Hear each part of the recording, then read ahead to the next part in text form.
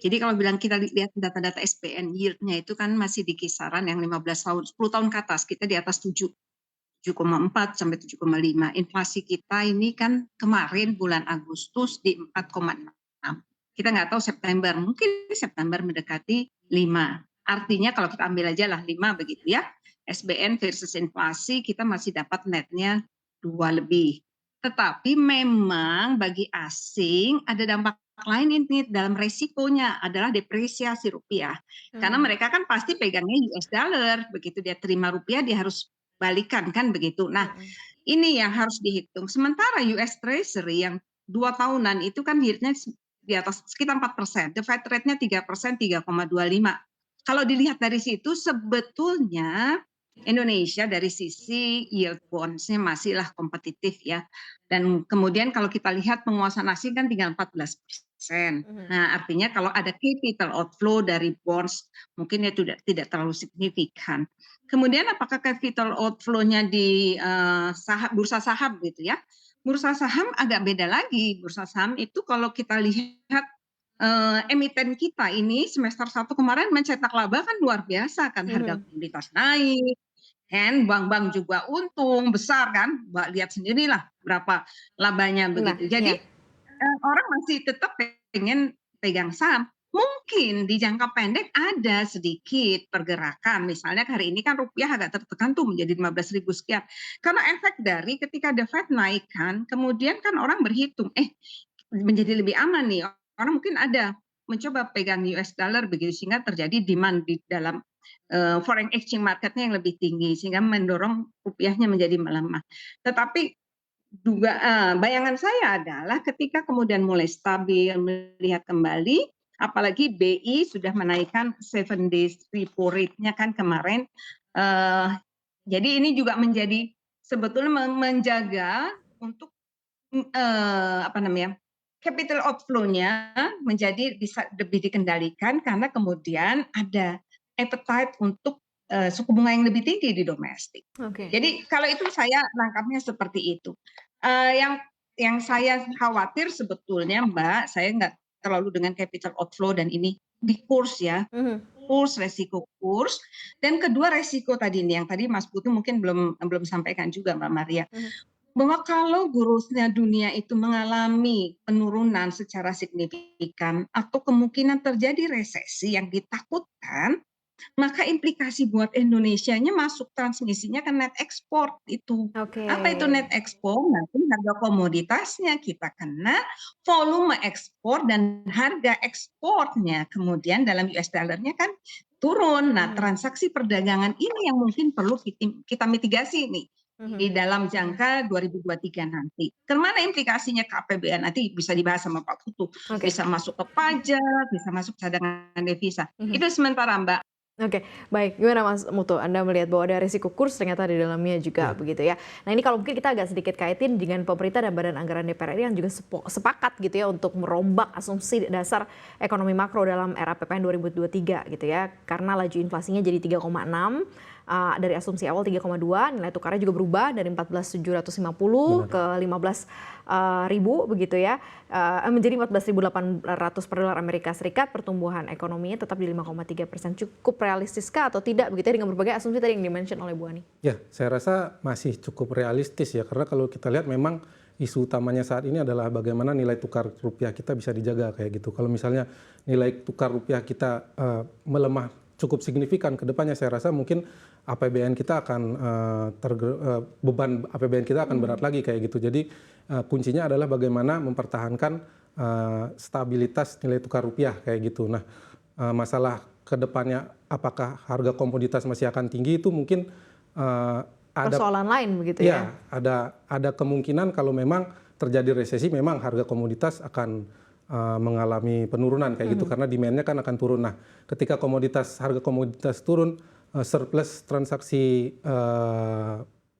apa namanya, neraca perdagangan kita kemungkinan tidak akan surplus lagi kayak gitu. Dan kalau neraca perdagangan tidak surplus maka dampaknya bisa ke transaksi berjalan. Nah, itu akan berdampak ke cadangan devisa pada akhirnya. Nah, itu akan sangat menyulitkan ketika bagaimana misalnya cadangan devisa terus menurun untuk menstabilkan nilai tukar rupiah, dan tantangannya saya rasa ada di sana sih nanti.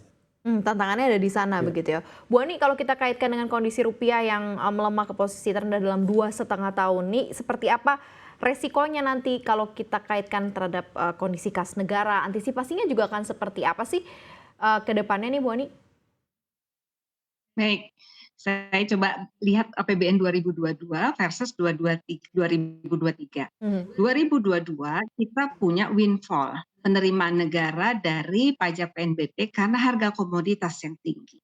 Oke, tetapi di APBN 2002 kita punya kena hit juga di subsidi BBM yang naik karena harga oil, crude oilnya juga naik luar biasa menjadi mendekati, kalau rata-ratanya mendekati 100 US dollar per barrel. Oke, dari sisi cadangan devisa di 2022 kita diuntungkan karena ada surplus neraca perdagangan. Nah, di 2023 nanti kalau perlambatan ekonomi dunia atau kemungkinan resesi dunia terjadi, it means demand dunia turun, karena orang juga beli komoditas pasti turun. Logiknya begitu, Iya. harga komoditas akan turun, volumenya turun. Sehingga penerimaan negara yang tadinya windfall ini yang perlu diantisipasi oleh pemerintah akan lebih rendah dari 2022. Satu. Tetapi keuntungannya lah subsidi BBM-nya mungkin bisa kita tekan Mhm. karena crude oil dunia turun. Tapi ini tergantung juga demand domestik. Crude oil-nya seperti apa? Naik signifikan, bagaimana kursnya kita juga bekerja sehingga subsidi BBM depend on juga kurs dan demand domestik. Ketiga, yang perlu kita perhatikan tadi Mas Putu sebetulnya sudah menyampaikan juga cadangan devisa. Ini akan kemungkinan terkoreksi karena tadi surplus perdagangan kemungkinan juga kalau ada capital outflow. Nah, ini yang perlu kita lihat. Jadi dari sisi inilah kemudian nanti bagaimana dampaknya kepada postur APBN. Jadi ada sisi penerimaan, ada sisi belanja. Mhm. Tapi pemerintah kan biasanya saya lihat ya tadi report yang semester ini kita masih punya surplus loh anggaran, sisa lebih penggunaan anggaran, jadi belum terpakai. Artinya kita kalau itu masih ada sampai akhir tahun, kita punyalah cadangan di awal tahun untuk bisa belanja di awal tahun. Kalau itu yang harus mungkin perlu dilihat oleh pemerintah, utamanya tadi implikasinya ini kepada penerimaan, di sisi lain terhadap subsidi, dan satu lagi Mbak yang mungkin perlu kita lihat. Iya. Kita ini lifting minyak itu yang minyak yang kita ambil dari negara kita, dari bumi kita, itu kan kita makin turun hanya 700, Mhm sementara mhm kebutuhan kita mhm. udah 1,5 juta barrel per day. Nah ini sebetulnya membuat Ya, Bu Ani? minyak mentah Indonesia versus kebutuhan domestiknya Mhm. versus kursnya. Begitu Baik, Mbak Bu Maria. Ani, sebenarnya nanti kalau kita lihat, BEM perekonomian yang dibutuhkan gitu ya di 2023, kemungkinan masih akan ada atau tidak ya peluang perpanjangan masa burden sharing, bersama Bank Indonesia nih ke depannya? Kan kita itu udah nggak boleh ya Mbak ya di Mhm 2023 yang kita mhm. tahu sudah selesai kan di 2022.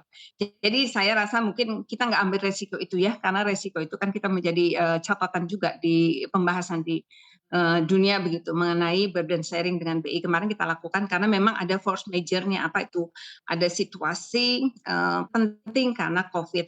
Jadi yang bisa dilakukan satu mencek kembali defisit APBN. Ini biasanya dilakukan oleh Kemenq, Mhm. yaitu relokasi belanja. Dilihat lagi ke belanjanya. Belanja yang tidak mengikat dan belanja barang itu bisa dimulai dirapihkan. Dari tahun ini, kira-kira belanja barang, belanja tidak mengikat yang bisa dihemat itu mana. Mhm. Kemudian kedua, pembiayaan itu kan bisa dari global bonds, bisa dari domestic market ya, domestic bonds begitu. Nah, kan kita lihat kalau di domestic bond kelihatannya appetite-nya masih ada. Artinya mungkin pembiayaan dari itu masih ada. Tetapi kemudian yang paling penting, yang paling krusial buat kami ini kita masyarakat ya adalah kualitas belanja. Kualitas belanja dan realisasi belanja pada kuartal 1 itu harus dipastikan. Mhm. Kenapa? Karena momentum ekonomi growth dan menjaga daya beli masyarakat. Nah ini, kualitas belanja ini kan kita suka lihat kualitas belanjanya nanti disburse baru di kuartal ketiga gitu. Sementara kita bicara resesi dunia atau antisipasi resesi dunia dari hari ini. Ya. Jadi mungkin itu yang perlu untuk kita lihat di dalam APBN 2023.